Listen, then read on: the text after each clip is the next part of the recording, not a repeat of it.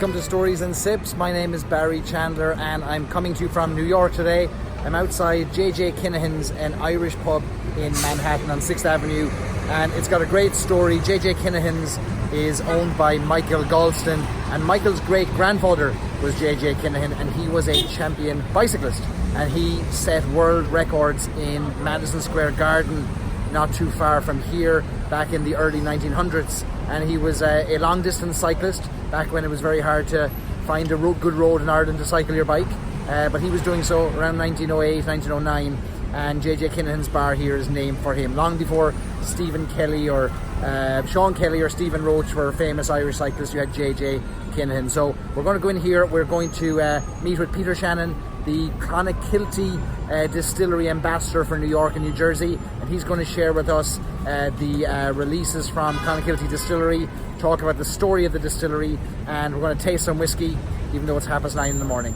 So Peter, tell me a little bit about the history of Clonakilty Distillery, because 4 years ago there was only 4 distilleries in Ireland, and Clonakilty now has become the 23rd operating distillery in Ireland. How did that come about? Tell us a little bit about the history. Okay, so where the whole idea started was with Michael Scully, part of the Scully family. He had a huge interest in whiskey himself, and he decided, why not give it a go? He was farmer by trade as it is, and he said he'd use that farm to grow his own barley and hopefully then create a great whiskey from there. And Michael is the 8th generation, is it? Or they've been farming that land for a while? Yes, the 8th generation. They were dairy farmers by trade, and they're obviously using the dairy byproduct in their wage in. But now he's gone over in a different direction to focus a bit on the barley, obviously, the heritage barley which he got from Teagasc, and now he's going to be using that hopefully in his whiskey in about 2020. So a unique kind of approach to whiskey making in Ireland, in the sense of they're controlling the whole operation, growing the barley, distilling on site themselves. So Michael is the 8th generation farmer that's been farming the land down there in West Cork, is he? Yeah, that's for sure, and then he's going to have his sons after him. I'm sure Michael will try to push them in that direction too, and both of them have an interest in the whiskey anyway, so more than likely they're going to be the 9th, So it's this grass to glass kind of approach, where growing the barley, distilling it themselves, and releasing their own spirit in a few years' time. Yeah, well, we do have that unique advantage of the geographical location being down on the south coast, obviously, where Clonakilty is, and where their fields are located down by Gallyhead, which gives it something else that's unique. The sea mist coming in, giving the barley different flavour, and then you have the Atlantic warehouse there as well, where the whiskey is going to be matured, So your own warehouse, your own barley, your own distillery, it's yes. the complete setup down there. I'm really interested in the distillery, or in the visitor centre, which has just opened as well. We want as many Americans as we can to go to Ireland and experience the joys of Ireland. West Cork's a particularly nice place to send people, and now they've got somewhere else to go to visit an actual working distillery that's now working over the last few weeks, couple of months maybe it's been in production? Yeah, a couple of months now open to the public, but the response we've got is great. It's in the heart of Clonakilty town. You could call it 4,500 people living there. But yeah, no, the response is really, really great, and we're hoping for a lot of tourists now over the summer, especially from the US. Hopefully after this little talk with yourself. So what's Clonakilty most known for? What would historically Clonakilty have been famous for? So Clonakilty would be famous for its black pudding, so it's blood pudding and its sausages. But hopefully after I'm done with New York here, it'll be famous for its Irish whiskey as well. So tell me a little bit about you have 2 whiskies that are available in the US market at the moment with the Clonakilty name on them. Tell us a little bit about both these whiskies. Okay, so both of these whiskies are blends. So it's 8-year-old grain and 10-year-old malt, coming from, obviously, seeing that they're that aged, we have to source the liquid at the moment, and we're getting that from 2 of the leading Irish distilleries within the country. So while you're waiting for your own stock to mature, so you've started distilling in the distillery, correct. You're laying down your barrels now, but obviously it's going to be 3 years and a day before we can do anything with that. And in the meantime, we're making sure we've got stock available to fund, I presume, keep the lights on here. That's what you have to do. And we said we'd go with something that is really good quality as well. We didn't just want to go in at your standard 3-year-old as well. That's why we went with this blend. And sourcing whiskey is pretty common. Not every new distillery has access to their stocks none of them have access to stocks for many years, and so I think that's a pretty common thing. But you're putting your own twist on it.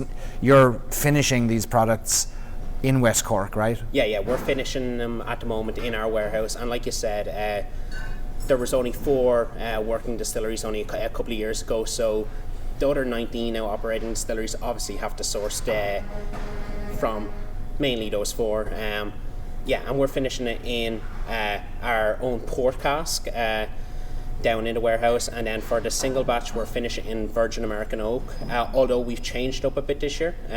We're finishing about 20% of it in recharged European oak, and this got a prize in San Fran at the World Spirits Awards. It got double gold there recently, so we're really proud of that with the single batch. So talk to me again about the components of this whiskey between malted whiskey and grain. Tell me about the age again. The age is an 8-year-old grain and a 10-year-old malt, and then it was originally in 2018-2017 finished in virgin American oak, but now we've added the component of the recharged European oak, which adds a bit more caramel flavour to it. It adds a bit more depth, and the colour is slightly darker as well, because you can see the straw colouring of the single batch itself there. And the port cask finish, the same liquid, but just the finish is different? Yeah, just finished in a port cask, so it's normally left in the port cask for about 3 months or so, depending on what Paul does decide is best for the whiskey. And who is Paul? So Paul Corbett is our master distiller. He spends many a day down in the warehouse looking after the whiskey. It's not all glamorous down there, but he's doing a great job for us. He previously was a distiller with Teeling Irish whiskey, but he decided to move home to his native Cork to get this great opportunity with a new distillery. No fear of the Cork men. No, for sure. Should we taste a little drop? Yes, for sure. You can sure. talk us through it. Why don't you pour a little bit of the single batch. The single batch to begin with, yeah. Yeah. And we'll have a wee nip. We're recording this now at 9:30 in the morning in Midtown Manhattan. It's the best time to have an old drop of whiskey. Yeah, so I'll make sure to give you a little generous pour. It's a good healthy pour, like. Yeah, and we have the 2 glasses here that do help on the nose and do help for the tasting as well. We find that they are the best glass to taste our whiskey. So then on the nose, you're going to get quite a lot of fruit from the nose, but then also you're going to get a bit of spice and a bit of that caramel kind of flavour as well from the recharged European oak. And was there something in, so you say recharged European oak, explain that to those that don't know what recharging is, or why European oak, what does that mean? Okay, so originally we started with the virgin American oak, and even though we were happy with the quality of the product, we didn't feel that there was enough depth of flavour for your real whiskey enthusiast. Virgin means it was never used before, nothing in it before. Nothing in it ever before, and then we're using the European oak then, where we recharge that. So the recharring process was done by Sean down in the warehouse, and that just adds a lot more depth of flavour to the whiskey itself. So you're probably getting quite a lot of different flavours on the nose. You're getting quite a lot of fruit at first, but then you're maybe getting a bit of cinnamon then in the back end. Yep, definitely get the fruit nose. Yep.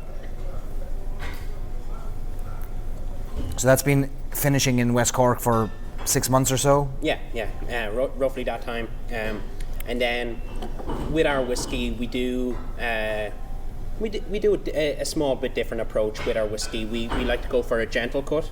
So when I talk about the gentle cut, obviously when it's coming from the cask, it's coming at about 63% ABV, and then we finish at about 43.6 ABV.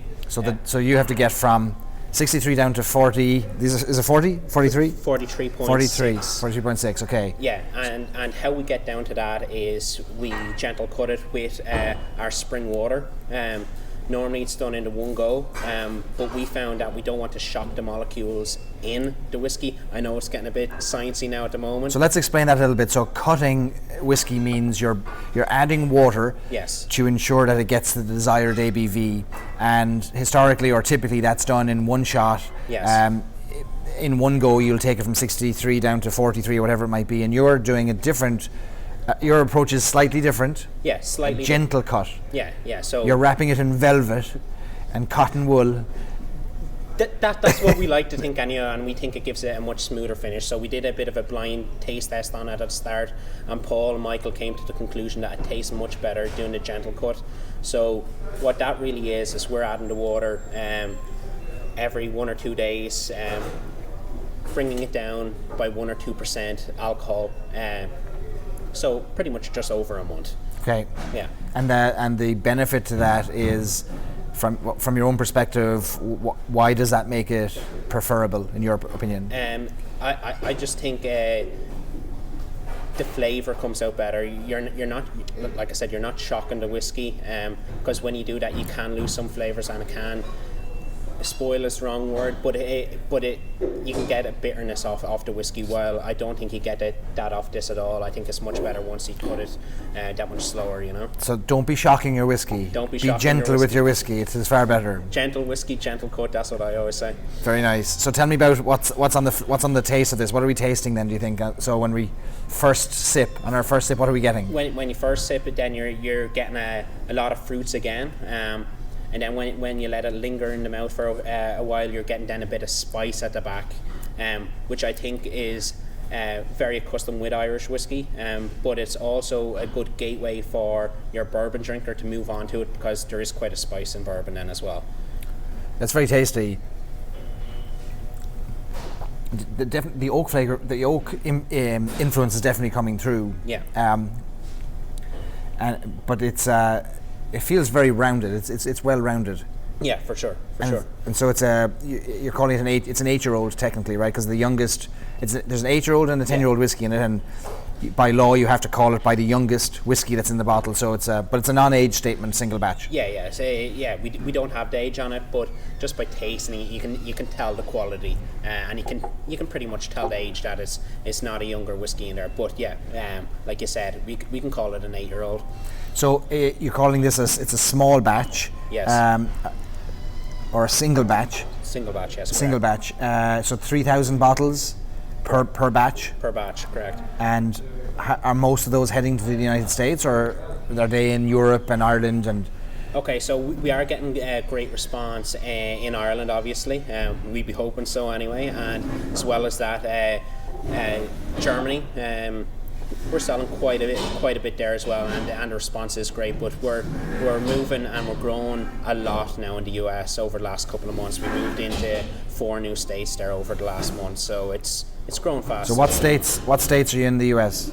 We are in New York, New Jersey, which I myself look after. Then we're in Florida, Rhode Island, Massachusetts, Connecticut, and I'm sure a few others that I'm forgetting now on the spot. No Ohio yet. Ohio always gets forgotten. Maybe you'll see your way west.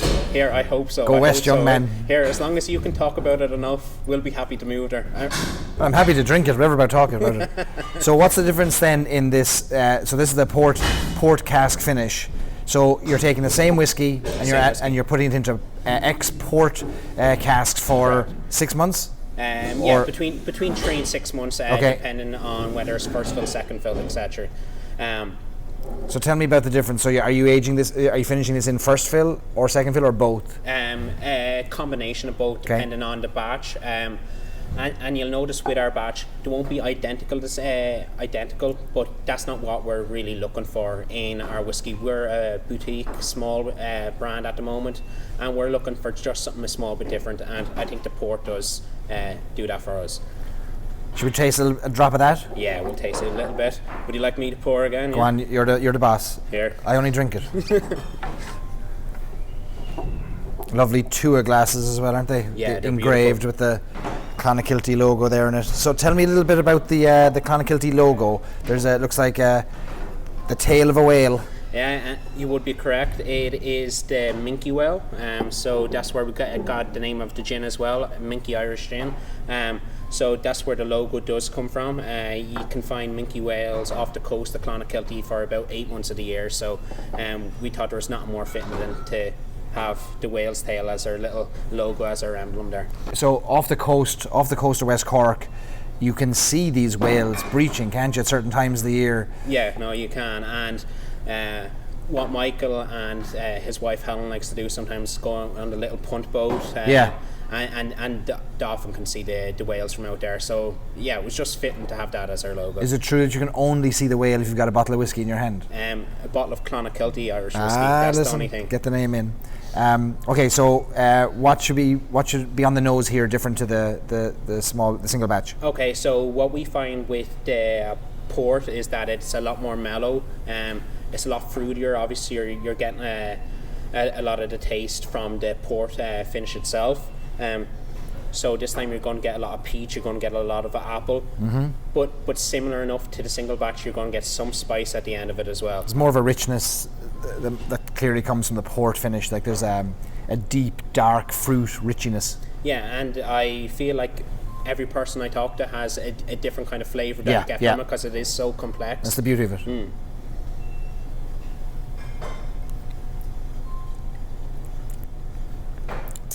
Yeah, no, and I love it. Now, this is my personal favourite, even though I really like the single batch as well. And I find that this is a very easy drink for your non-whiskey drinkers, per se, even to drink it neat. And this is also, so you're releasing this in small batches, like 600 bottles in this one per batch, and then you mentioned that all the batches will be slightly different because you're not an industrial factory. It's art as well as science down there. Yeah, no, it's art as well as science, just like you said. And what we're doing, we're not adding any artificial colouring or anything like that to our whiskey. We don't have to be uniform at the moment. We just want to produce good quality whiskey every time. Yeah. And as long as we're doing that, we're happy, you know. So you're the third distillery now in Cork. So you've got Middleton, West Cork Distillers, and now yourselves. Yeah, three great distilleries. And it's great to be beside those as well, because you can get so much knowledge from them as well, because both of them are producing great quality whiskey, as you know. Sure, the best things come out of Cork. Beautiful. It's very different, isn't it? It's the port definitely imparts I think there's a more of a length to it than maybe the single batch. Yeah, it's very good. Yeah, no, and it is something a bit unique. I've been going into bars, going into off premises, and they're finding that it is something different. It is something different in Irish whiskey that they can push. That if somebody was at the bar and they wouldn't normally like Irish whiskey, they try them on this, and normally, hopefully all the time, they'll like the taste of it. And I've seen it in a few bars. I know I sent you a picture the other night of me seeing it on the shelf in a couple of places, which is good. It's a testament to your I'm doing my job a small bit, I suppose. Beating the street. So with so many distilleries now, either in production, about to start production, what's the goal of Clonakilty in terms of like how to stand out? Like what's going to be different about the Clonakilty brand compared to even neighbours like in West Cork or Middleton? So a couple of the finishes that we will have out now in the coming months to year will be something a bit unique. As you've seen, there's also a single grain whiskey that we have released over the last couple of months that is available on Irish malts. It is single grain finished in Bordeaux casks, so that is something a small bit different. And then we have a couple of other unique casks there that could be exclusive to different regions of the world, depending. So this is the cask finish series, so you would envisage there being quite a few different finishes over the coming months and years. Expressions, and Michael and Paul do have a few different ideas as well with where they're wanting to go with it, you know. The new make spirit that's coming out now of the stills, is that what's being made? Are you aiming for single malts, blends, single pot still whiskey? What's coming out? So it'll be single pot still that'll be coming out. So 100% single pot still. 100% single pot still. So you'll see from the streets in Clonakilty looking up, we have great building there. It's a glass front, and you'll see the 3 huge copper pot stills. So we're working hard down there to produce good quality spirit. That's great now to see more single pot still. I mean, 4 years ago there was only one place in Ireland made single pot still, about 40 miles away from me, but you're coming in strong. We're coming in strong, and here, if we can get anywhere close to that, we'll be happy. So Clonakilty is, I'm from Cork, and it's got a special place in my heart. I went there a lot when I was younger, and I remember, I think West Cork is a unique part of the world. It's, aside from the scenery, there's something special about the people from West Cork, and I know there's a few West Cork people who watch these videos, but there's a Cork humour that's unique in West Cork, and I'll never forget the time I was driving from Galway to West Cork, down to Clonakilty actually, and this was before iPhones and before you had GPS in your car, and I got lost. And I was about, I'd say 10 miles outside of Clonakilty, and I pulled into this small village. I thought, I'll find people either in a pub, a post office, or a church. And there was enough cars outside a pub, so I went into the pub. And inside the pub, it was the great Irish scene of a bar with about 20 old men sitting at the bar counter, all drinking their pints of Guinness. And everyone turned to look at me, and I felt immediately self-conscious as I walked the half mile from the door to the bar to try and get directions. And there was an old man polishing his glasses behind the bar, and he didn't even look up. He had his shirt and tie on, old school Cork. And I walked the half mile to the bar, everyone just staring at me. He still didn't look up, he kept polishing his glass. And I said, "Excuse me, I wonder if you can help me, I'm lost." And without skipping a beat, without even looking up at me, he said, "You're not lost at all, boy. I know exactly where you are."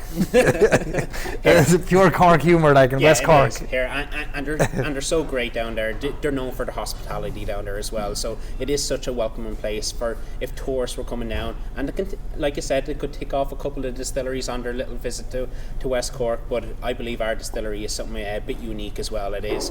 There was a lot of work put into it.